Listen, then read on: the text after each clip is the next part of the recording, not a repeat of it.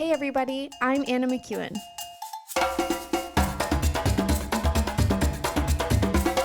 And now for Bob Switzer with the Epic Narrative. Good day to y'all. Good day. Good day, everyone. It's good to be here at the Epic Narrative, and I titled this one, Meet Me at the Rock. This is a classic, right? This is the first time that they get water from the rock, and I was gonna, I just thought, well, I should say water from the rock, but as we review, and I'm sure you'll pick up because I'll say it over and over again, there was way more to this event than just getting water from the rock. There's a lot more here, and I believe most of it had to do with community. Wait, what? Oh, Bob wants to know, how did I spell the word meat? Yeah, because of the last week I talked about sweatheart. I spelled it right. M-E-E-T. Yes, I know. Anyways, it's not funny this week, Bob. It was funny last week. Oh, it's still funny to you? Hey, you're right. It is a bit funny. All right. Anyways, I think that this whole thing had to do more with community. That's the way the whole paragraph is set up. We're just going to try and look at the first 7 verses of chapter 17, which is some sort of numerical thing, right? It's chapter 17, verses 1 through 7. It's all the same letters. All right.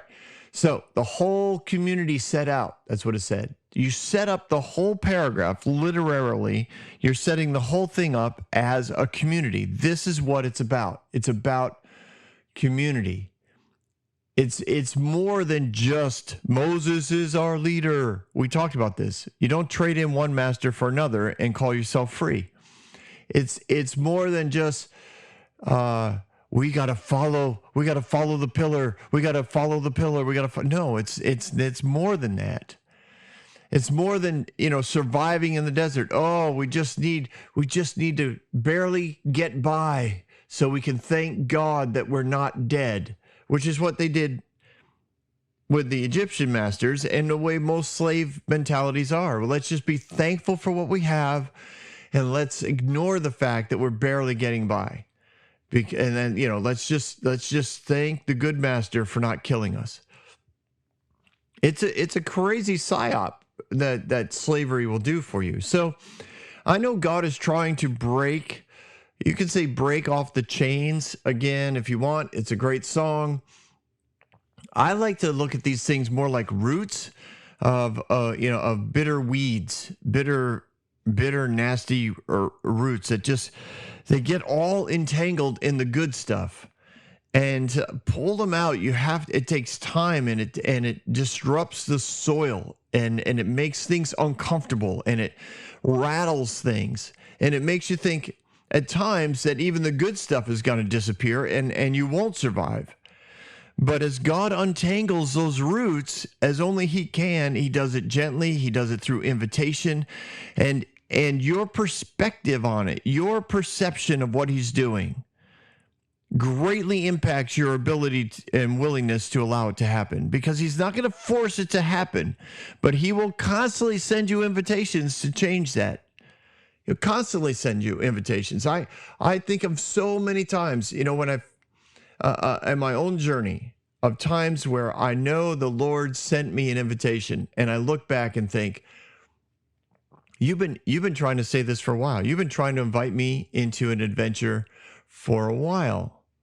Not that it was wrong what I chose, but you knew how entangled I was getting, and you didn't, you wanted to be the good shepherd. You wanted to be the good farmer. You wanted to help untangle me from the mess I was in, from the chains I was under. So I believe that this is always going on in God's plan, whether it's for you or for your family or for a nation like the Israelites. This is about community, because that's what the kingdom of God is about. Discipling is discipline for God. It's the same word. To disciple and discipline. He wants relationship. He wants connection.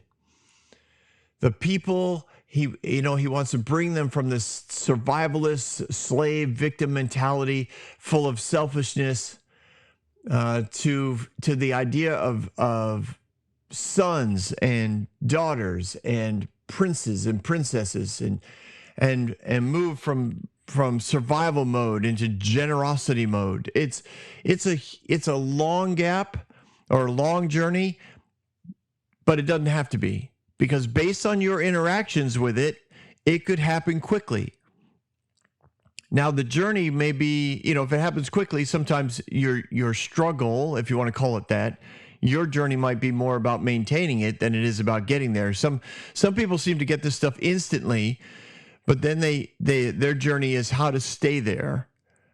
But then other people, it takes a long time to walk out from slavery. But when they finally do, there is no going back, and they are spot on, not going to move. It's awesome. Both journeys are awesome. Both journeys are a place of interaction and relational development with the Lord, and it's awesome. God wants this nation to bring all the nations on the planet to a place of love and hope and relationship with Him. God wants this nation to spread out and multiply, both in people group and in principle of heaven, to cover the earth with His kingdom. That's what He wants. That's what He's always talked about, all the way back to the first time He's connected with Abraham. He wants that kind of family on the earth. That's what it was created to be back in the garden, all the way back to the beginning of season 2. It's what the ideal was. It's what came out from the beginning. It is what heaven is, and He wants that for the nations. Again, to me, it emphasizes the ridiculousness that somehow this was a military plan from the beginning, that somehow God wanted to murder and wipe out entire nations of people in the name of righteousness and holiness, because I'm God and I can judge people and I'll kill them all and send them to hell because I am greater love than all the world has ever seen. Come on. Just pay attention to what you're saying. Oh my gosh. Sorry. Calm down. Yes, Bob, I will. Okay. So this is what I believe He's trying to incorporate into this nation. He had it going in the nation, and then they went down to Egypt, and then they stayed in Egypt. They stayed past the famine, and then they stayed past Joseph's death, and then the Pharaoh started to come up that just started to dissipate and do away with all the freedoms and favor and privileges of that Israelite nation, and eventually they just became abject slaves in that nation. Now, you know this. You know that the enemy is going to try to destroy this plan. He wants to keep it from happening. There is a battle going on here. And currently, he has probably the most access points that he's ever going to have because of the slave mentality of the nation. So he's going to try distraction. He's going to try disappointment. He's going to try despair. And these are some of his favorite tools. Frustration. Oh, here's a good one. Unmet expectation. And of course, death.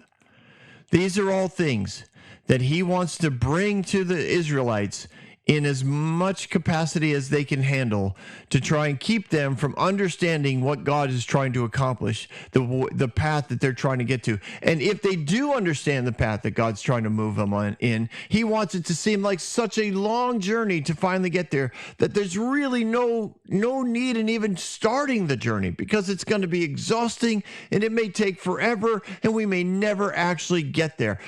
Trust me, he is so good at what he does.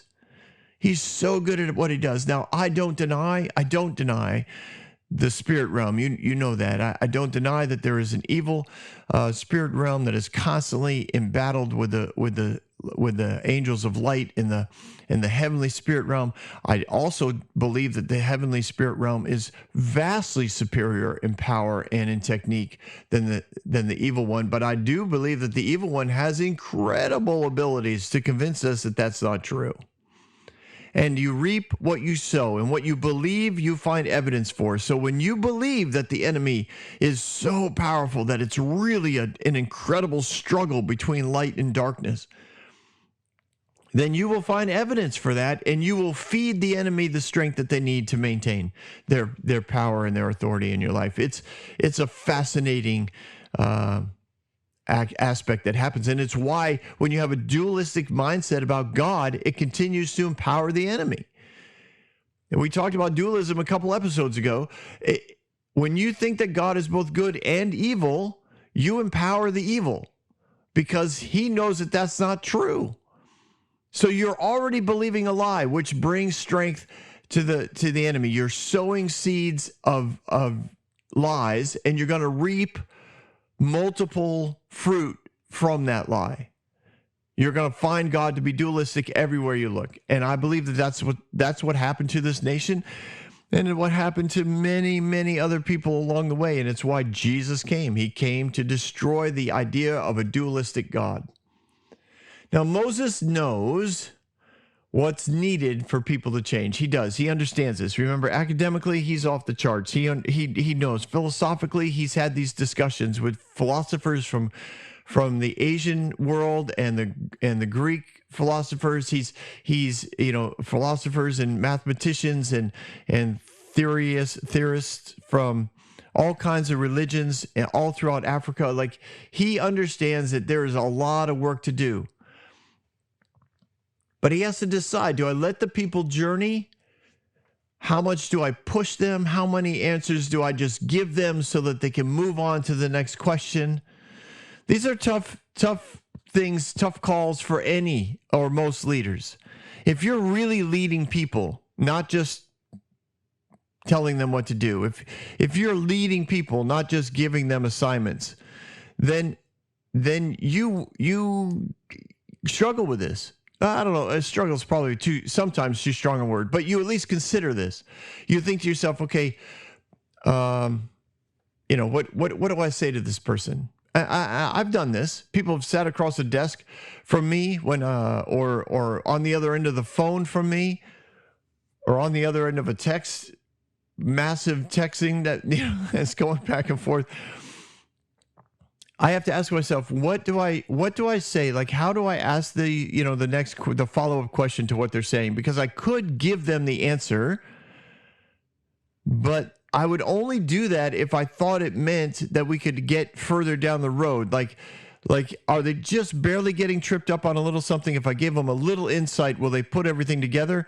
Or will they get lazy and just keep coming to me for more and more answers? And I'll be honest, like, usually after I've met with somebody, if we've met 4 or 5 times and I'm not seeing progress, like they just basically want me to do the work for them, then I will refer them. Like, I'll just say, you probably need to find like a professional counselor. And I don't mean this in a disparaging way, but most professional counselors are not looking to end the relationship, right? They're more than willing to let you come in, express yourself. They'll give you a listening ear, a safe place to have that conversation. And you, in essence, will spend the next 2, 3, 5, 10 years counseling yourself with a moderator there, which is not a bad thing, but it's not something I'm designed for. I want to lead people. I want to guide them along their way. And that's what I tell them. Listen, you go to the professional and we can keep meeting, but I'll become more of a cheerleader. Let me be your pastor. Let me be your guide, help guide you along the way. I don't want to do the work for you. But if I can give you a little bit of an answer, a little bit of an insight or perspective change that it will allow you to make progress, absolutely, I'll do that. So as Moses is working with these people, because it says, Bob's like, you mean we're going to get to the next phrase? Yeah, we are. In verse 1 of chapter 17. The whole Israelite community set out from the desert of Sin, traveling from place to place as the Lord commanded. So they're traveling from place to place. We went over probably way more than we should have in the last episode, what it means to travel from place to place. All the things that have to occur when everybody gets up, everybody packs up, everybody gets it all together, everybody starts to follow the cloud. Like, I don't know, does the cloud just kind of keep moving really slowly, or does it like move out of the camp and just wait like on a ridge somewhere on top of a sand dune and be like, okay, when you guys are all ready, like head this direction, and then I'll keep moving. That's what I think would probably work best than if it kind of kept moving slowly, because eventually somebody would be like, we're way too behind. We're way too behind. We're not going to catch them. We're never going to catch the cloud. We're never going to catch the cloud. Get on the donkey. So I have a feeling it just kind of, they'd wake up in the morning and the cloud would be, half a mile away, and they'd be like, oh, pack it up. We're on the road. And what is this doing? Is this teaching them to be puppets? Is this like pulling their strings and seeing, well, are they going to be obedient today? Are they going to make me happy today? Or am I going to have to kill somebody? Am I going to have to stop the bread? Am I going to have to not allow the quail to come through tonight because they need to learn their lessons? That's the way a lot of people preach this, and that's the way a lot of people see God, right? He's toying with them. He's dragging them through the desert like a dog that doesn't want to go any further and tries to pull back on the leash, and God's like, no, follow me or you won't get your treat. You won't get your treat. No, come on, follow me. And if you don't, I'll beat you. I don't think so. I think he's trying to create that pattern of community, the idea of family, the idea of working together and being together and meeting together, the idea of doing life together. These guys are literally spending all this time with family, whereas before they had to constantly go to work and constantly try to survive. And that's what family was about. They're learning that family is about everyday life. Kind of like, moving into an RV with your family or your spouse. So many people that move into this type of lifestyle that we're currently living, they don't make it very long. Sometimes they write about it on like RV pages on Facebook or whatever, and they're actually, they're kind of humorous in the way that they put it. Like, we love each other, but we can't stand living in only 300 square feet together. And so we're gonna buy a house so we can each have our own space. We just need our own space. And I'm not saying that that's wrong or anything. I'm just saying, like, this community of Israelites are experiencing life together every day, all day. And yeah, they had to find supplies like wood and hay, and they had to take care of their flocks. Like, there were chores to do in order to survive in the desert, but they did so as a family and as a community. And this is what God is teaching them. He's teaching them, and he is a God of community. He's a God of connection. He's a God that provides everything you need every day. He's a God who provides food every day. He's a God who provides guidance, the cloud and the pillar, as well as, shade from the cloud every day, and warmth from the fire every night. They're learning to rest and trust in the Lord every day and not fear leaders, not fear the men who are over them.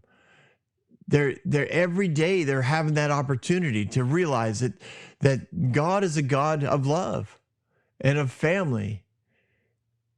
They don't have to hoard things. They don't have to be defensive. They don't have to be protective of life. They can be free.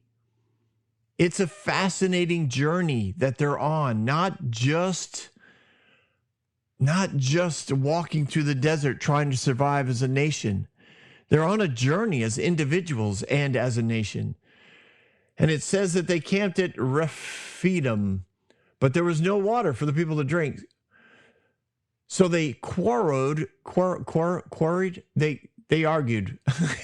Quarreled. Am I saying that word? I don't even know. With Moses, and said, "Give us water to drink." And Moses said, why do you quarrel with me? Why do you put the Lord to the test? So this is the first complaint, really, when they come, they get to a stopping, they stop, they start, they stop, they start. And every time they stopped, right, they begin to just kind of assume there would be water around. And they stopped here at this place, and there wasn't.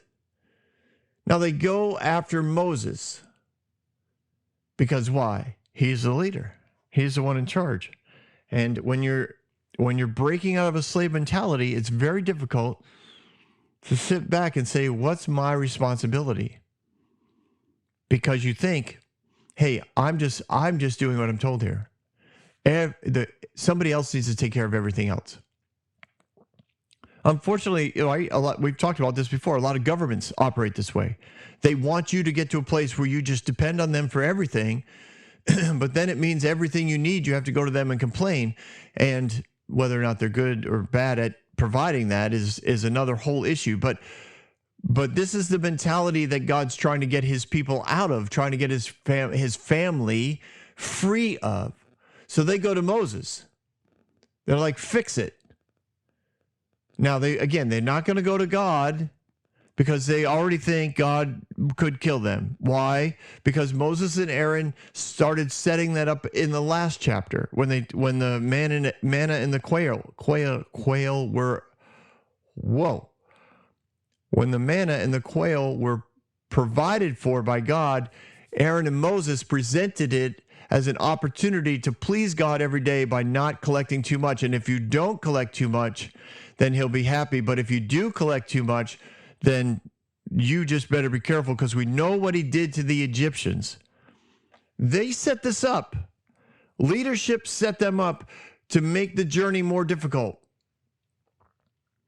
So when your expectation isn't being met, or the plans don't unfold like you want them to, or who are you going to blame? Who do you go to fix it? I'm asking you that question, listener. Like, what's your mentality? And if you do go to God, what's your mentality? Do you go to him as a slave? Or do you go to him with curiosity, like a son of a king who's like, hey, Dad, what are we going to do about this? How can I help you? What's going on? What do you want me to do? Understanding your authority, understanding your position, understanding your power. So a lot of times,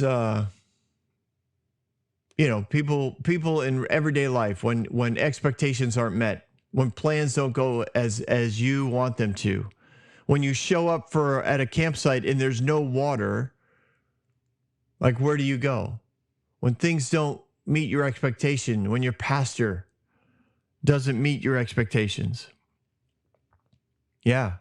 I mean, as wonderful as I am at pastoring, clearly that can be shown because I can't find a job as a pastor, so clearly I'm very good at it. At least at the time of this recording. Do you go to your pastor and say, hey, there's not enough community in our church. You need to fix it. There's not enough people people aren't nice to me. You need to, this is one I didn't get this one very often because I was never the regular preacher, but I do know that people would say things like this. You need to preach a message on giving because, our finances aren't going as well as I think they should be. I'm giving all I can, but I know other people aren't, and you need to preach a message. Do you go to your pastor? When things aren't meeting your expectations in your marriage, when your boss or whatever isn't working hard enough to fix your problem,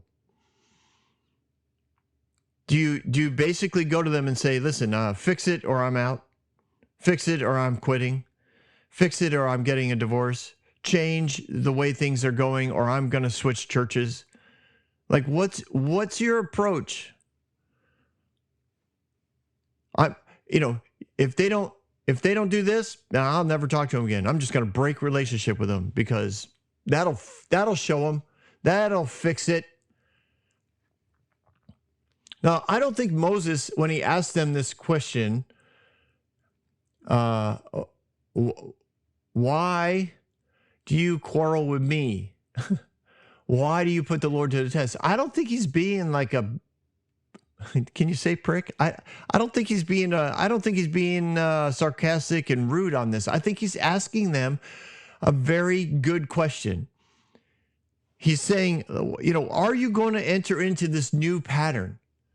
Why are you coming to me with an issue that you know God has made very clear to you he can take care of? Listen, God cares about you. Did you pick up bread this morning? Yes. Did you cook quail last night? Yes. He shows up every day for you, twice a day, in very obvious ways. 24 hours a day, his presence can be seen, physically seen on this planet. Not something most people who worship gods can do. They have to go travel and find an idol or carve something out of a rock. No, that God shows up in the cloud every day, in this pillar that we follow every day. Why are you coming to me with something that you know you can trust him with? Why are you arguing with me like somehow I didn't do something right? Because if you're arguing with me like I didn't do something right, then you assume that we are slaves and he's the master. And we're all trying to get out of this. Even Moses is trying to get out of that mentality. Like I said, he didn't help things in the last chapter, but I think he's trying to get there. He's working on it. God is a God who cares. Not a master that you have to be afraid of. And this pattern is so hard for us even today because we have fear of men. We have lies about religion. We believe things that if because of our quote experience, if I make my parents happy, I don't get disciplined. Although that was more my culture, I think. I mean, I do think that there are a lot of kids that have grown up where they don't have to make their parents happy. They're not disciplined regardless, right? I've seen a few of them. Oh, my travels. They are precious children of the Lord. Amen. Glory. Bless their heart. Well, bless their heart. So, we're all in this journey together because we all have these things to work through, and it's not easy. And we have to ask ourselves these questions just like this. Why are we quarreling with our leaders? Why aren't we going to God? Now, I'm not saying you can't talk to your leaders, and I'm not saying you should leave your leaders alone. And if you are a leader, I definitely don't think that you should just ignore your people and be like, shut up and go talk to God. I don't think that's what Moses is doing here. I really think he's asking a fair question. So they go back and think about this. Right? They show up at a campsite. We'll get to verse 3 in a second. They show up at a campsite. There's no water. They're setting up camp. People are kind of looking for water. They're wandering around. They send their, son, go find some water. Go see if you can get some water. Go see if anybody's found water. They start, and eventually somebody's like, hey, Moses. I don't know how available Moses was. I don't know how close people could get to him. But eventually, within a few hours, people are like, Moses, there's no water. Like, why did the cloud stop here? Why are we here? There's no water, Moses. And Moses is like, hey, guys, let's take a minute. Like, why are you coming to me about this? You honestly think I'm the one who controls God? Do you think I'm the one who just comes up with water out of nowhere? Am I the one that that brings bread every morning? And am I the one that brings quail every afternoon? Listen, this is a community issue. This is a family conversation, and we need to talk to God about this. He's the only one that can come through for us. So I think they all leave. And they go back to their families and they continue setting things up, and they're starting to grumble. And in verse 3, the people were thirsty for water. And they grumbled again against Moses. And they said, why? Here we go. Right? Oh, they had such a great opportunity. Here we go. Verse 3. Why did you bring us up out of Egypt to make us and our children and our livestock die of thirst? Because extremism in a conversation kills the conversation, right? This is not a relational conversation. They come back to Moses and they basically don't want to talk to him. They just want him to fix it. They don't want to get to know God. They just want Moses to tell God what they just kill the conversation. And we probably all have experienced it. Maybe even some of you have done this, where in frustration, you don't go to somebody to have a conversation to gain understanding or to build trust with them. You go to that person and you demand an answer, not, a Q&A, not an opportunity. You don't look at it as an opportunity to gain and to be blessed and to understand. You look at it like, I am thirsty. Get me water. I have needs. Fulfill them or I'm leaving. I have expectations and they're not being met. Do something about it. That's not a conversation. That doesn't help the relationship. And Moses, I think, understands that, right? They escalated their fears. They had talked to each other all afternoon. Their personal issues became overwhelming. This needs to be fixed right now.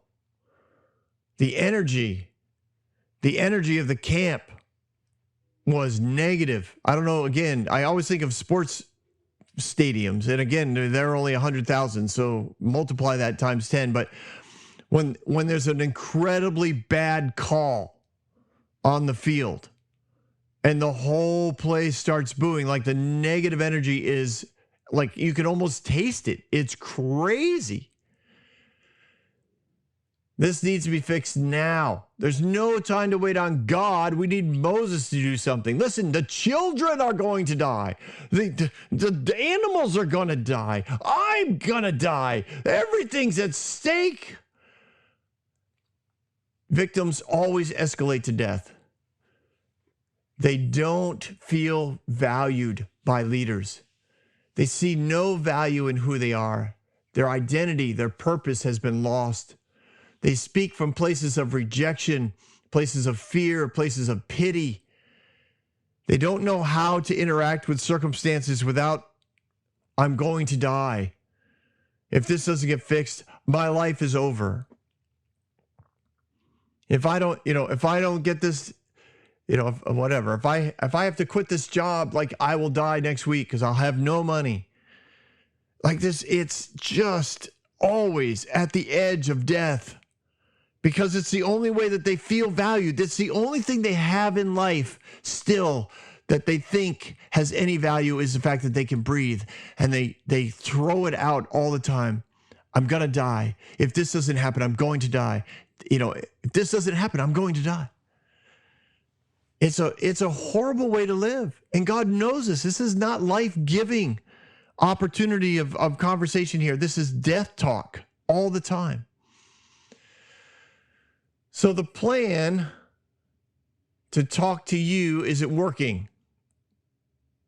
That's basically what the next verse says. Moses goes to God and he says, what am I going to do with these people? They're almost ready to stone me. God's like, listen, Moses is like, listen, God, I get it. They should be talking to you. They're not. And I'm pretty sure they're going to kill me. Because I see Moses as hopeful in the morning time, like thinking, well, they're going to go back to their tents and hopefully they'll talk to God. Like they can literally just go yell at the cloud if they want to.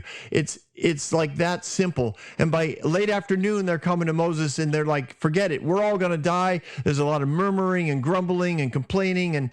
and you're killing our children, you're killing our dog, you're killing our cat, our sheep, our goats.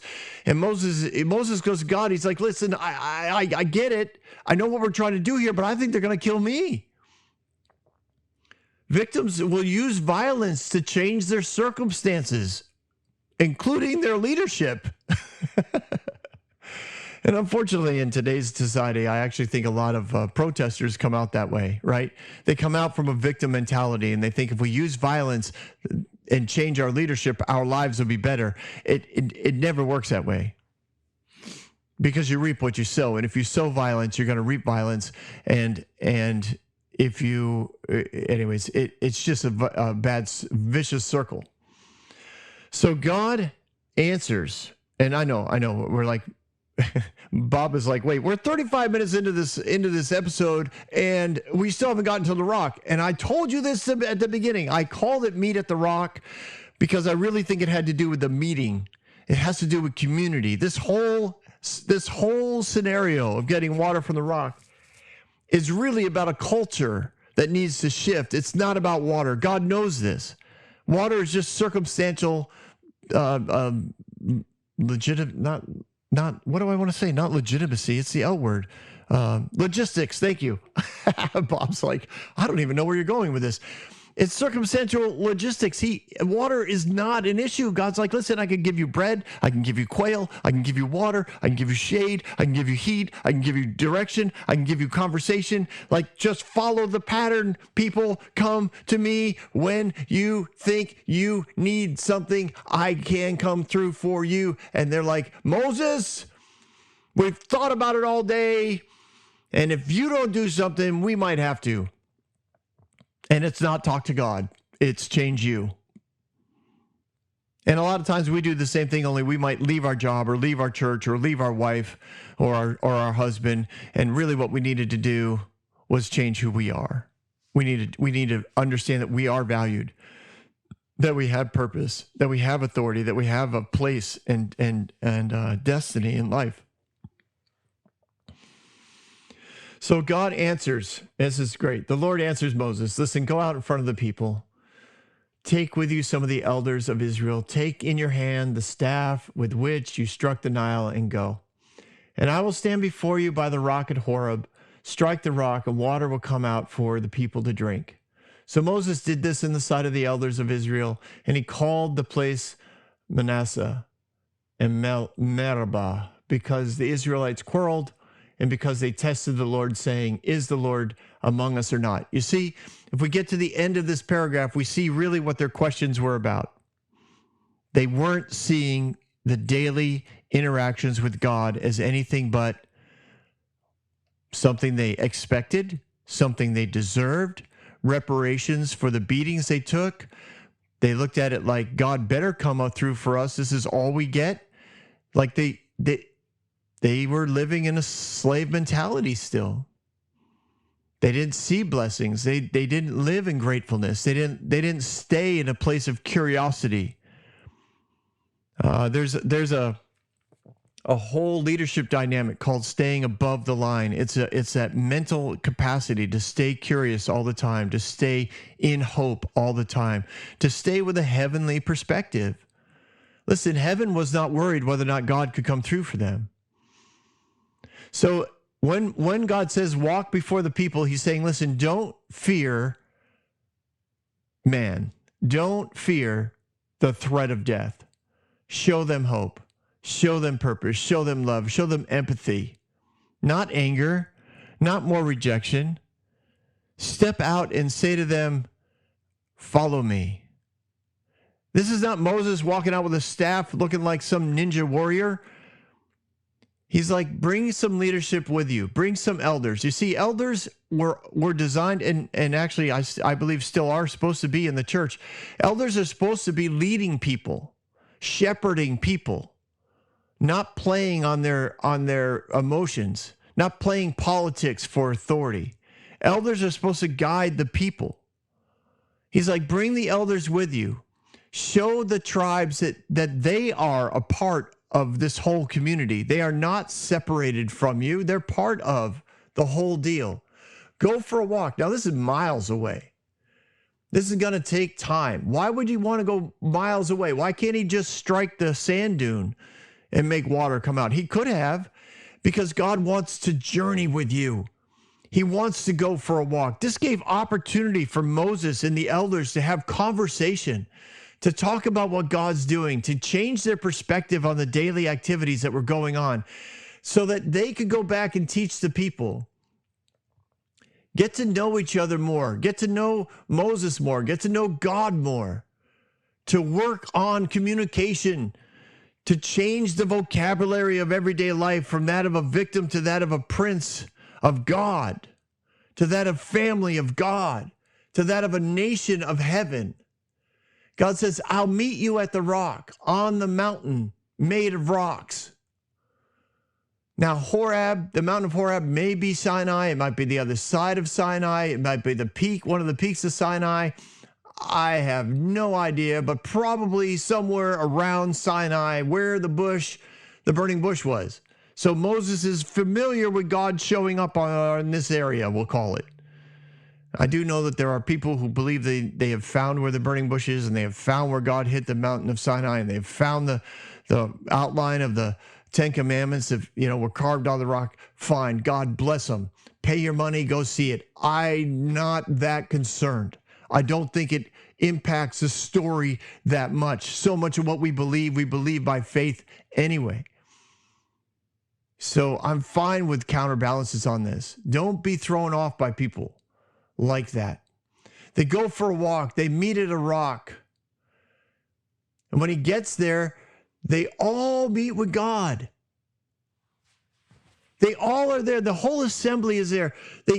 They're walking out in the desert. They didn't take their tents. They didn't take their flocks. All the families in probably a long line, probably hundreds of yards wide, a mile long. They're just kind of walking.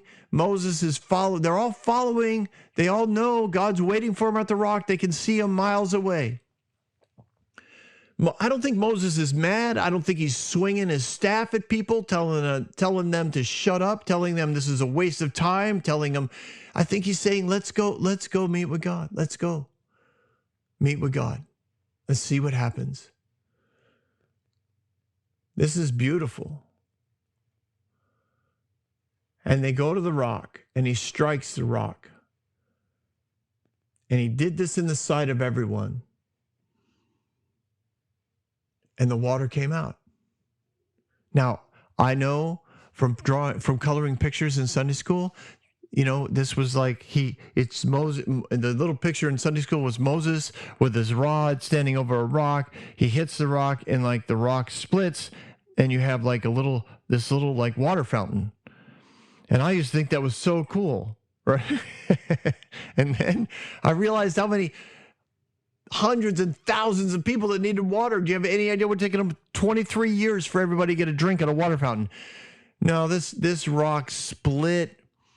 It split, I think, from the bottom up. I know archaeologists. Some believe that they know where this rock is. God bless them. Go pay your money. Go see it. I would love to say. I don't care if it is or not. It'd just be fun to go see it.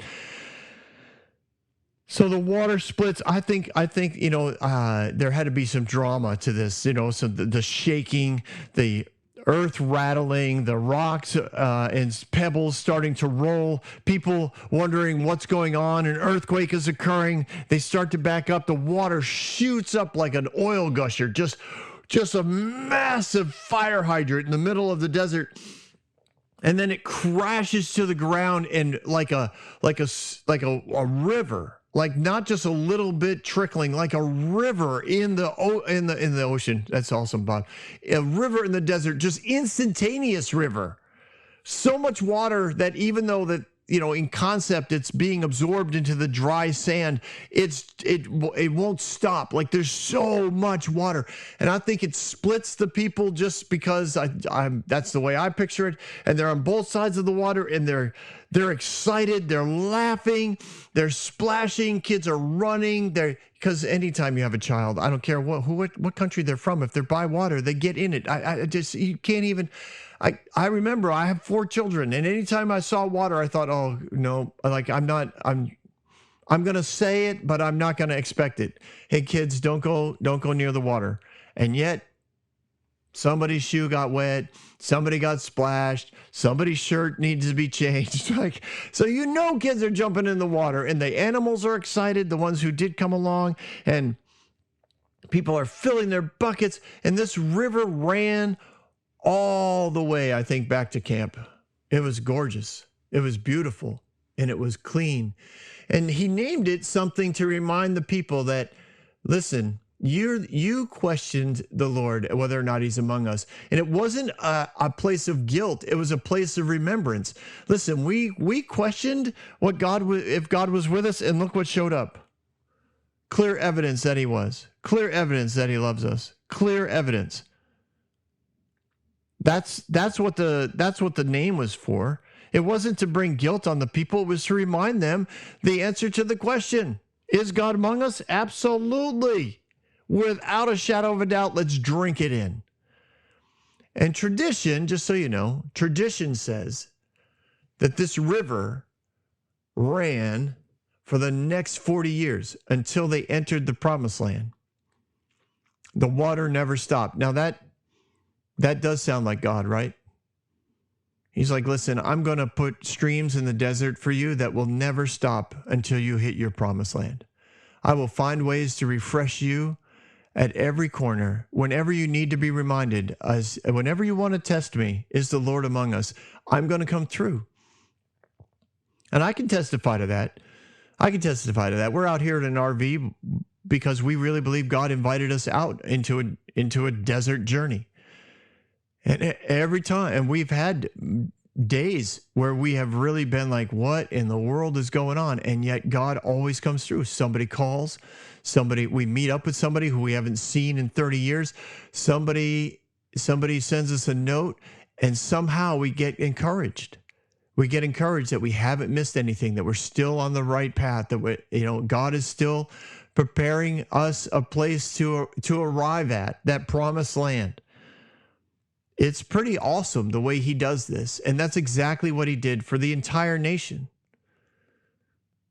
And I have no doubt that there were many other local people that were blessed by this fountain, by this river. Can you imagine a local tribe?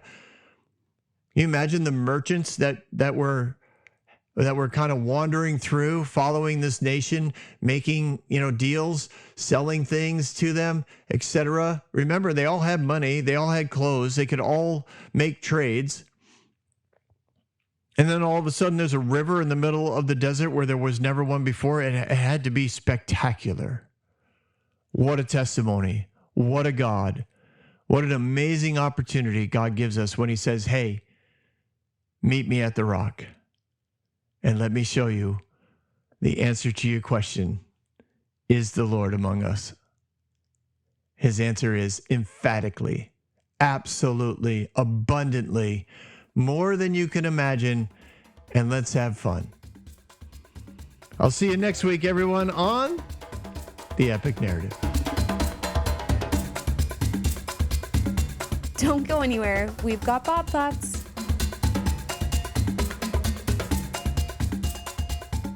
Well, here we go. We are, I don't know. Today's episode, I just find the victim mentality woven into so many pieces of the fabric of our lives. That used to be a cotton commercial, I think. But it is. And it gets fed. I think that people in power use the victim mentality to continue control over people, because victims can be, fear works really well on victims. It works really well on slaves. It works really well on victims. And so the fear of anything will keep people trying to find a solution and submissive to whoever says, if you do this, I'll take care of it. If you follow me, if you obey me, if you conform to my request, if you obey the executive order, or if you follow the directions of the leadership, if you you listen to the word of the man of God, then we will alleviate your fear and solve your problems. And I know we stretched it out, but that's really what was going on between Moses and the people. The people were like, we have this fear. We're all going to die, and God isn't even here. And again, God was clearly there. He was there on a regular basis. And if you believed he was there, you would have seen evidence of his presence every moment of every day. But if you don't believe he's there, if you believe that somehow you've got to make it on your own, then you will freak out anytime that there's a bump in the road, because you're going to think God's not here. God's not here. And that's what the people were dealing with. And ultimately, right, God showed up. Not ultimately as in, man, they finally did all the right things and they begged him enough and they put them, but were humble enough and they whatever, and eventually convinced them to show up. He was there the whole time. I do wonder sometimes about poor Moses. Oh, I keep thinking, wow, what a job. Both amazingly beautiful, amazing to have the honor and privilege to lead people like that into freedom, not just freedom from Egypt, but to get, as I've said, Egypt out of them, get that slave fear, manipulative concepts out of their life paradigms. But that's probably because I am intuitively a pastor and I love to walk with people. So that idea of walking with people is really energizing to me. I would imagine that there were other aspects of Moses that, as a visionary, he probably was really frustrated because the people were not picking up what was being laid down.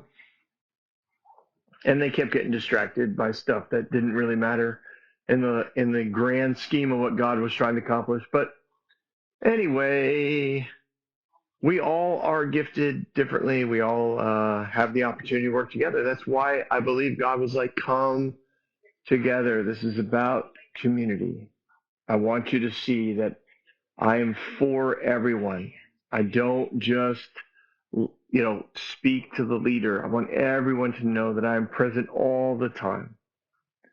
All the time. God is good. God is good all through time. All right. Hope you guys are having a great time. It should be the holiday season when this is coming out. So I hope your holidays were fabulous.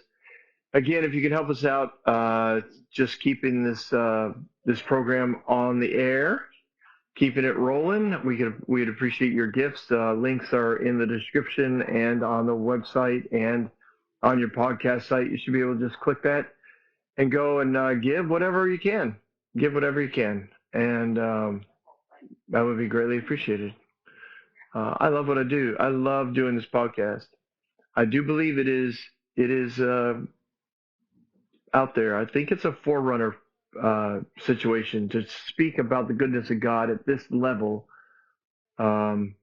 Most people aren't up for they love having a good God, but most people don't want to follow it to its conclusion.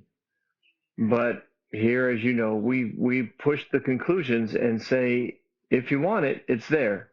If you want a God to be that good, you can have him. You don't have to be academically, fraudulent.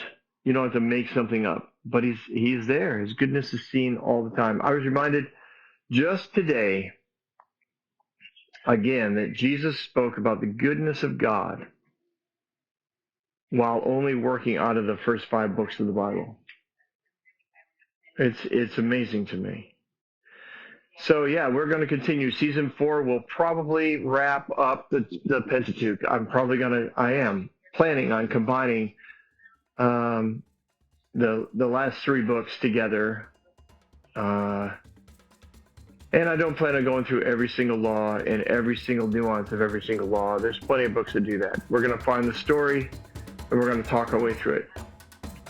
Enough about me and the next season. I hope you're enjoying this season of the Epic Narrative. Let's talk again soon.